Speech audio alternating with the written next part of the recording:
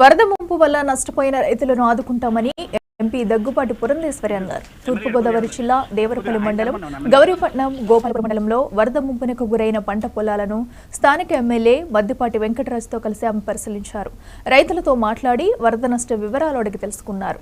కోవాడ ఎర్రకాలువ వరదకు 2300 ఎకరాల్లో పంట పోయిన రైతులను వెంటనే ఆదుకుంటామని, ఆ సమస్యపై శాశ్వత పరిష్కారం కోసం ఎన్డీఏ ప్రభుత్వం తీవ్రంగా కృషి చేస్తుందని ఎంపీ అన్నారు.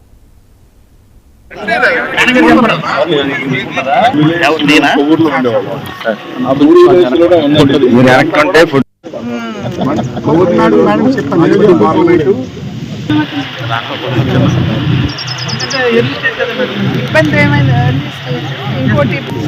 సో ఇప్పుడు ముందు మన రైతుల్ని ఫసల్ బీమాకి ప్రీమియం కట్టించాలి. అది కూడా ఎంకరేజ్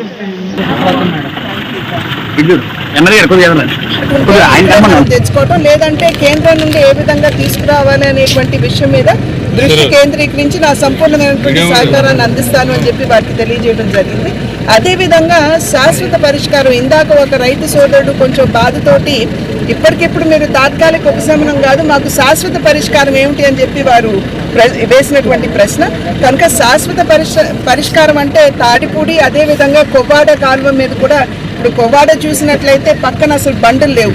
వచ్చినటువంటి నీరు ఏదైతే ఈ ఫ్లడ్స్లో వస్తాయో అవన్నీ కూడా పొంగి పంట పొలాల్ని ధ్వంసం చేసేటువంటి పరిస్థితిని మనం ఇప్పుడు ప్రత్యక్షంగా చూసినటువంటి విషయం.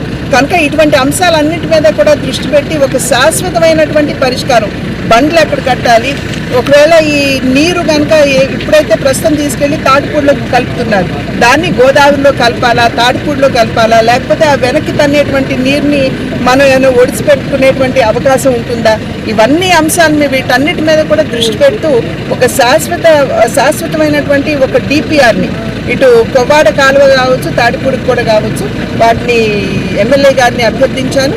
వారు కూడా దీని మీద దృష్టి కేంద్రీకరించి వెంటనే అధికారులతో కూర్చుని నేను దీన్ని తయారు చేస్తానని చెప్పారు. సో వారు తయారు చేసిన తర్వాత రైతులకి ఎప్పుడూ కూడా అండగా ఉండేటువంటి ప్రభుత్వం ఎన్డీఏ ప్రభుత్వం, అటు కేంద్రంలో కావచ్చు ఇటు రాష్ట్రంలో కావచ్చు.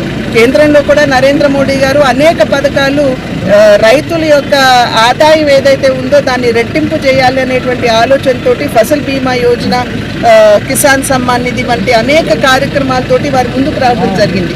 అదేవిధంగా రాష్ట్రంలో కూడా ఉన్నటువంటి ఎన్డీఏ ప్రభుత్వం ఆది నుండి కూడా రైతులకి ఎప్పుడు కూడా అండగా నిలిచేటువంటి ప్రభుత్వం.